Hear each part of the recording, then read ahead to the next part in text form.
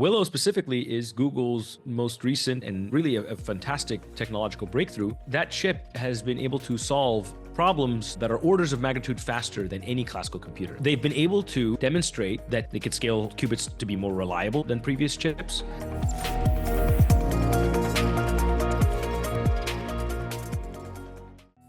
What makes Willow such a great deal is that when it comes to quantum computing, Willow represents a problem-solving breakthrough. Willow as a chip is able to solve a specific computational problem that would take currently the world's fastest classical computer 10 septillion years to compute. It's important to note here that it's just a specific computational problem, a very specific computational problem. This is a figure to show just the power of this chip compared to traditional computing chips. So the leap here, what we're talking about here, is not just about speed. When you think about that, I mean, 10 septillion years to 5 minutes, it's not just a matter of, oh, this is just a faster chip. It's about redefining what is computationally possible. It's a new way to compute, which also makes it a technological milestone. It incorporates advancements in what we call, and we'll talk about this further, but it incorporates advancements in qubit stability or quantum bit stability, as well as error correction. It has advancements in error correction, and it also includes advancements in scalability or scaling the amount of qubits in the chip. And all of these three are currently major hurdles in the quantum computing world. So this obviously, again, represents a step towards actually getting practical quantum computers that can serve real-world problems. And why does this matter? Well, think about this. If you compare the Willow right now, or any really good chip like Willow, it's like the invention of the first functional airplane, right? Like when you think about the Wright brothers, it's not perfect. It's got its kinks and bugs, and it's not what we think of when we think of a modern airplane that can fly and do all these things, but it is a completely revolutionary step in demonstrating what is possible with this technology.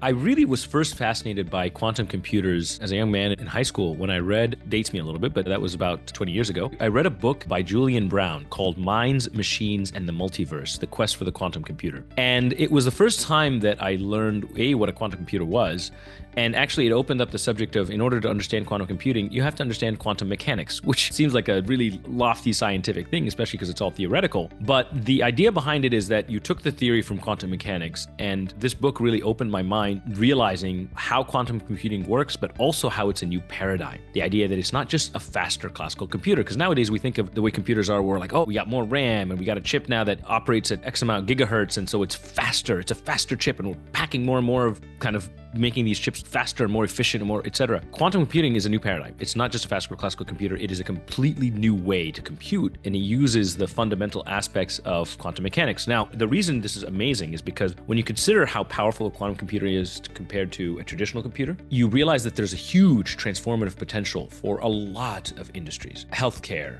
energy, even potentially space exploration. It presents an opportunity to be able to make some radical leaps in all of these things. We talk about all of the different ways that AI is applying to different parts of industries, and it applies to law, and it applies to finance, and it applies to customer service. Same thing with quantum computing, in that as a new way to essentially process information, it has incredible transformative potential, and the sky's the limit. So I've actually started theorizing all the transformative potential it has for fields like VR and AR. The idea that with those fields, we're going to be able to achieve things like the holodeck from Star Trek. But the field's growth really inspired me also to follow it, and also to continue to advocate for ethics in innovation and technology, because, and I want to talk about this later at some point, but this idea of the first nation that cracks the quantum code, in other words, the first nation that is able to realize quantum computing and able to really practically apply it, is going to achieve what we call quantum supremacy. In other words, they technically will be able to do some crazy things like break all cryptography in seconds, which obviously gives an advantage to a nation over another in a very ethically conflicting way.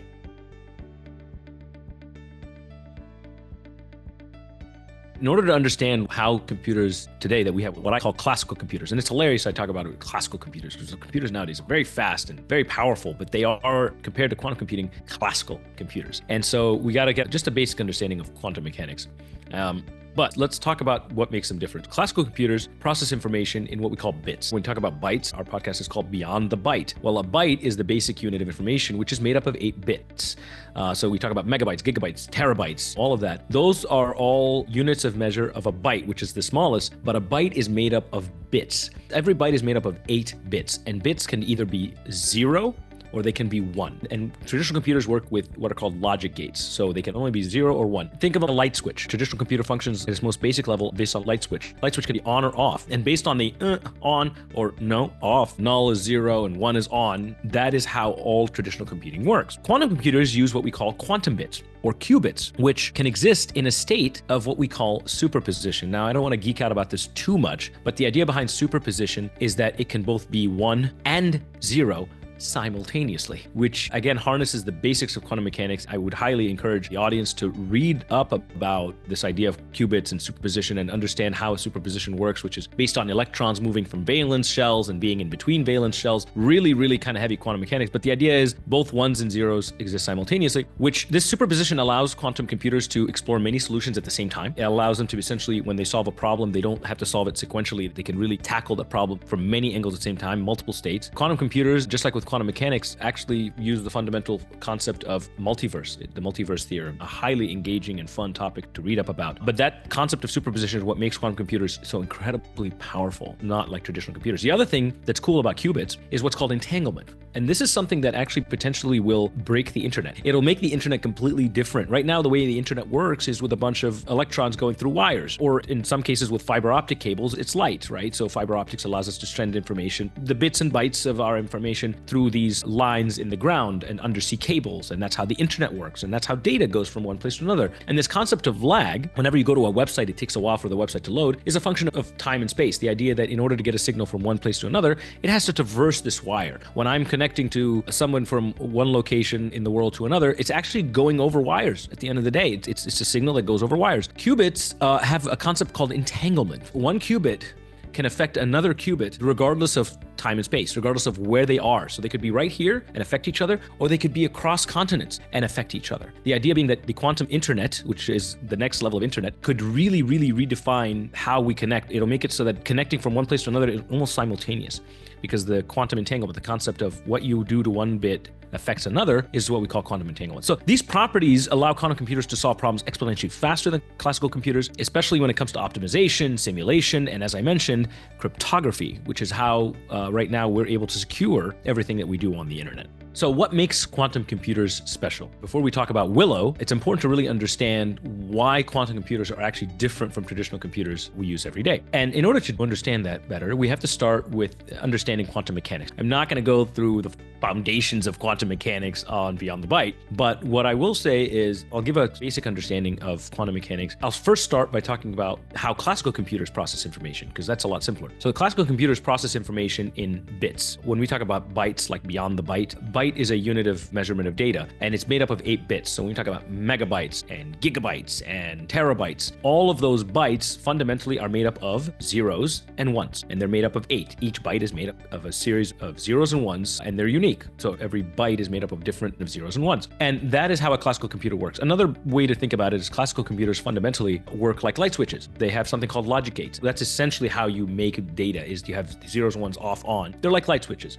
So light switches can either be on or off. Quantum computers function more like dimmer switches. Quantum computers use quantum bits, or qubits, which can exist in a state of what we call superposition, which means there can be both 1 and 0 simultaneously. Or if you use the dimmer switch analogy, instead of them being either only off or on, they can be in between off and on in an infinite number from 0 to 1. So this is based on the concept of superposition. Qubits, quantum bits, work from superposition. Again, I would encourage people to read up, if they were curious about this topic, read up about quantum mechanics, understand superposition. Very high level, superposition is essentially the ability for the way electrons work right now is they jump from one valence shell to another valence shell. Superposition is their ability to essentially be in between those two valence shells. But superposition is what enables quantum computers to explore many solutions at the same time. That is the basic understanding of quantum mechanics and how they make quantum computers so superior to traditional classical computers. The other thing that is wonderful and fantastic and extraordinary about qubits is that they can influence one another even when they're separated. Unlike regular bits, qubits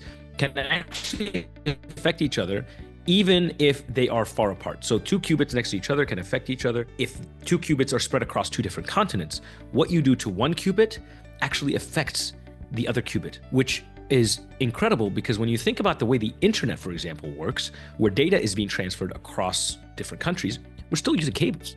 we're still sending our data via signals, whether it's optical signals via optical cables or electrical signals via copper cables. Those signals are going from one place to another via cables. We have undersea cables that connect to all the different countries and continents. And then within our locales, we have cables in the ground. And then those cables sometimes go to towers. And these towers, what you see as 4G and 5G towers, they are wireless. Yes, they use these different wireless technologies. But at the end of the day, that data ends up going to a line, to a landline, and connects. The way data goes from one place to another has a function of speed, time, and space. In other words, where a byte is coming from to another has to traverse time and space. It has to go over these cables from one place to another, which takes time. And that's what we talk about lag. The idea of when you type in a website and you click enter and it's actually hitting a server in China or something, or in the Middle East or in Europe, it's actually sending a signal from here to over there over these cables, and that can take time. Now, we've made it so that time is very fast, but to a certain degree, that time can be slower based on time and distance, based on the infrastructure, how good those wires are, how good the infrastructure is in the countries. Qubits don't have that problem. Qubits, it doesn't matter how far away apart they are, they affect each other, which means it can completely redesign, reinvent, re-realize the way data travels from one place to another. So it's incredibly, potentially very, very useful and game-changing, really, for the way we send data back and forth. So these properties allow quantum computers to solve problems exponentially faster than classical computers, especially when we talk about optimization, simulation, and, as I mentioned earlier, even cryptography. So current cryptography, the way we keep our data secure is by having algorithms that essentially encrypt our data, and then we decrypt if you have the right password code, etc. Quantum computers can break modern day cryptography in seconds, minutes max, things like that.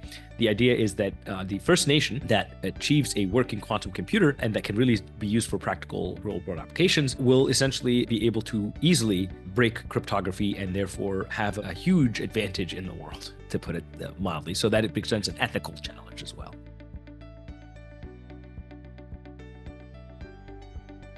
Quantum computers, they look funny, they look weird, they look really interesting. To give you a visual sense of what quantum computers look like, picture an upside down chandelier made of these gleaming, intricate metal parts. And that very ornate looking, beautiful, technological looking, it's more this chandelier, this upside down chandelier. The whole purpose of that big unit is to cool the quantum processor at the very bottom to near absolute zero, to minimize the noise, and I'll talk about that a little bit later, but to minimize noise and allow these qubits to function in their quantum state. So as I mentioned, that at the very bottom of that quantum computer, most of that upside down chandelier, that whole structure called a dilution, at the very bottom, that chip, cool it to near absolute zero. Basically, conditions that only exist in outer space. So that chip at the very bottom is what is the quantum chip. That is what Willow, that's that new chip that Google created, that chip at the bottom. Very fragile, precision engineered device that operates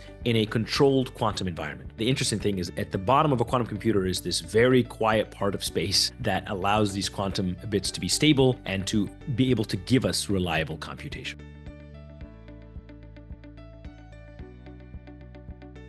Going back to Willow, what makes Willow stand out in the quantum computing space? Well, the quantum computer space has been going on for a while. A lot of different players, IBM, Microsoft, they all have quantum computers that you can simulate and play with. But Willow specifically is Google's most recent and really a fantastic technological breakthrough, because what it does is that chip has been able to solve problems that are orders of magnitude faster than any classical computer. And that's where that analogy of taking it 5 minutes to solve a problem that would take a classical computer 10 septillion years. They've been able to, through this new chip, demonstrate that they can scale the qubits. They could scale qubits to be more reliable than previous chips. So that solves one of the problems or the real hurdles of quantum computing, is being able to scale qubits, add more qubits, and have them be reliable. The other thing is it solves another, or at least advances another aspect of what holds quantum computing back, which is what's called error correction. Quantum computers, because they are still new and they're working with quantum states, are prone to making errors. Similar to the way AI right now is, as it's still getting more powerful as a technology, is prone to making errors. Quantum computers make errors in terms of when they're made to calculate using quantum states, they can make errors. And error correction is a major part, because if you have something that solves a problem right, but is wrong, 70% of the time, but is right 30% of the time, it doesn't make it a very reliable machine. As you solve this error correction problem so that it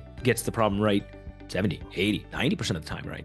Then you really have advanced the technology. Willow incorporates advanced techniques to reduce qubit errors, which is a major challenge in the field. And we can talk about that later, but it's fun because the way Willow does this is actually by incorporating AI, of all things. AI is helping in the progress of quantum computing. So it's one technology helping another. But the thing is, scaling also. In order to build systems with millions of qubits, you have to be able to scale these qubits to make practical application possible. And so that is another technological innovation that Willow is doing. So Willow really serves as a prototype for real world quantum applications. For example, molecular simulation or major optimization problems. Google's been able to prove with Willow that they can actually begin to show the capability for this chip to solve some of these real world problems. And that is a huge leap forward for quantum computing.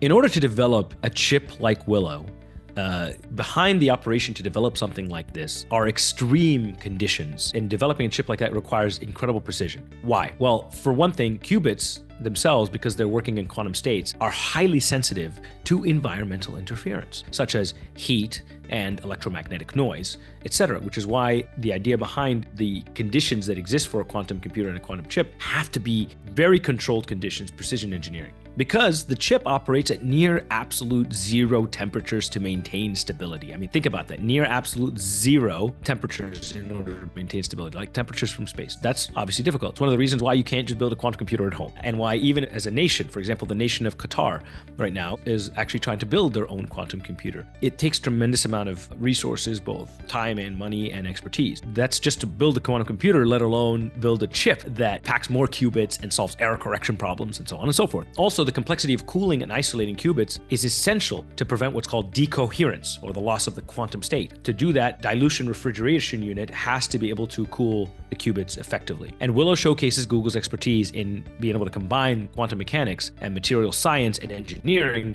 to be able to then push the field forward, which is incredible.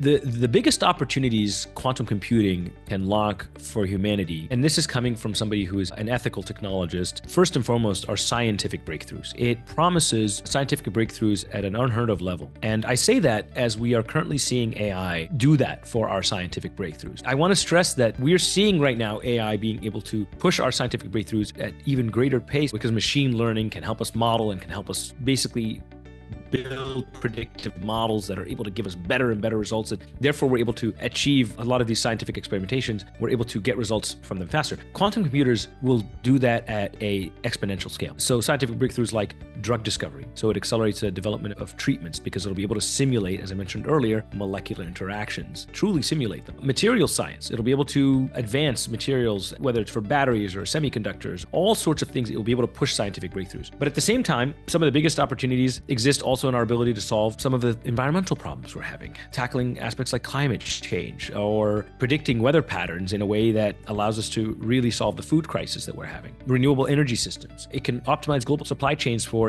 unheard of efficiencies and reduce waste. Being the optimist and the tech ethicist that I am, I see all of these amazing potentials for quantum computers, and those are the biggest opportunities that it can unlock for humanity. And notice I say that because I don't want to also think about the potential negative aspects of quantum computing, which is its ability to break cryptography and being able to essentially break the way we safeguard sensitive data. This is where it's important for us to begin establishing ethical guidelines for applications like quantum optimization and use of quantum computers, because when we have them, they are really going to be able to do some phenomenal things. But just like AI, I want viewers to realize that there is an analogy here between what we're doing with AI and what we can do with quantum computers. With great power comes great responsibility, and quantum computers are tremendous power. There are some fantastic ways it will really solve problems for humanity and usher a new era for us. It can also be used quite unethically. I really think that quantum computing can redefine the way we approach global challenges like climate change or disease research. There are certain problems we have nowadays that we consider just intractable. They're not problems that we can solve, but with quantum computing, we can. I love that we are seeing a collaboration right now between two technologies, one that's more mature and one that is just budding and nascent and maturing. And I'm not even talking about AI, because AI to a certain degree is that budding, nascent, maturing, but it has matured to a point that it can now help us with other technologies. So there is a collaboration right now between quantum computing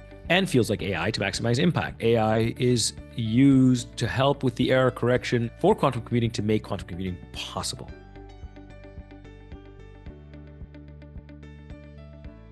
After talking about these fantastic possibilities of quantum computers, it's also important to cover the biggest challenges that quantum computing faces today, because there's a lot of hype. You'll see now a lot of articles and YouTube videos and actually investments now being made in Google as a result of Willow. So there is hype. To be fair, they want to build hype. They want to build hype for this nascent technology. They want to show that down the road, in a couple of years, it can really achieve some amazing things. But that being said, we want to be realistic. So we need to talk about the challenges that quantum computers face today. And there are still some very fundamental technical challenges. Even though Willow is now a prototype for a new quantum chip that can really help the industry and can really help the research there are still high error rates. The error rates are still too high for practical use. And also the qubits, we haven't really been able to get them to be, as researchers, even Google and IBM and Microsoft, there's still qubit instability. We're working with a certain number of qubits right now, and Willow presents a higher than before number. I don't have the number off the top of my head, but in order to scale these systems to be able to solve real world problems,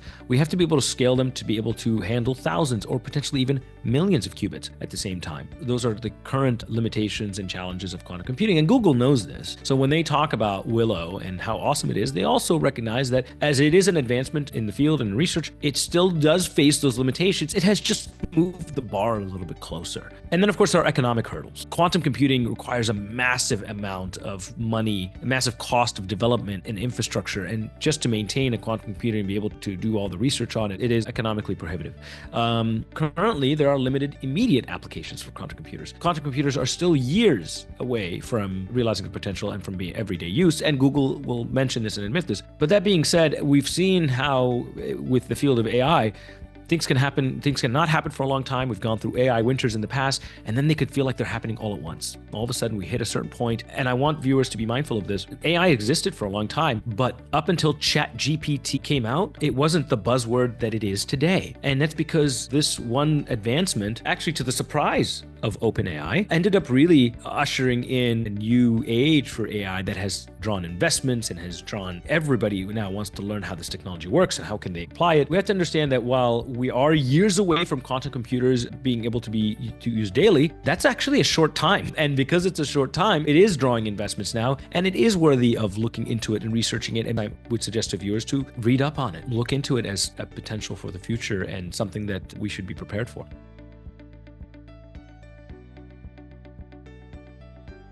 Where does this leave us with quantum computing? How close are we to seeing quantum computers actually transforming the world as we know it? Practically, Willow is a milestone, and it is a great one at that.